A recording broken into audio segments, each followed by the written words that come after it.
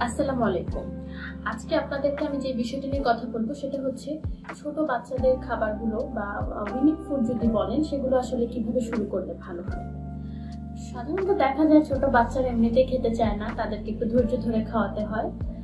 আবার অনেকে আছে যে জোর করে বাচ্চাদেরকে খাওয়ানোর চেষ্টা করছে, অনেক অভিভাবক এরকমটা করে থাকে।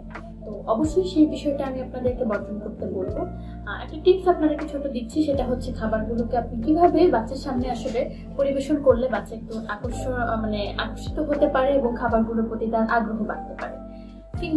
ফিঙ্গার ফুড আসলে কোনটা, যেটা হচ্ছে ছোট ছোট করে আঙুলের সমান করে কেটে বাচ্চার সামনে পরিবেশন করতে পারবেন। বাচ্চা হাতে ধরে সেই খাবারটা খাওয়ার চেষ্টা করতে পারবে। এই ধরনের খাবার বাচ্চার বয়স যখন আপনার দুই বছর প্লাস হবে, সেই সময় কিন্তু আপনি এই খাবারগুলো খুব নিশ্চিন্তে বাচ্চার হাতে দিয়ে দিতে পারেন। সে আস্তে আস্তে চেষ্টা করে করে খাবারগুলো খাবে। তার মধ্যে কিন্তু শসা, গাজর, তারপর হচ্ছে আপনার বিটরুট, এগুলো কিন্তু দেখা যায় যে ছোট করে কেটে যদি আপনি আপনার বাচ্চার হাতে দিয়ে দেন, সে একটা সময় গিয়ে কিন্তু হাতে ধরে ধরে এই খাবারগুলো থেকে খাওয়াটা প্র্যাকটিস করা শুরু করতে পারবে। অধৈর্য হলে চলবে না, বাচ্চাদের ক্ষেত্রে অবশ্যই একটু ধৈর্য ধরে খাবারগুলো খাওয়ার সময় তাদেরকে দিতে হবে, বুঝতে দিতে হবে যে হ্যাঁ এটাকে খেতে হয়, এবং কোনো কিছুতে জোর করা যাবে না।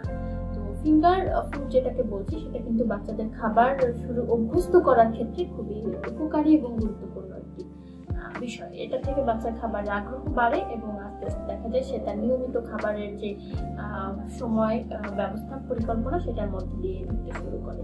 তো ধন্যবাদ সবাইকে। বিষয়গুলো খেয়াল রেখে আপনার বাচ্চাকে খাবারগুলো পরিবেশন করতে পারেন।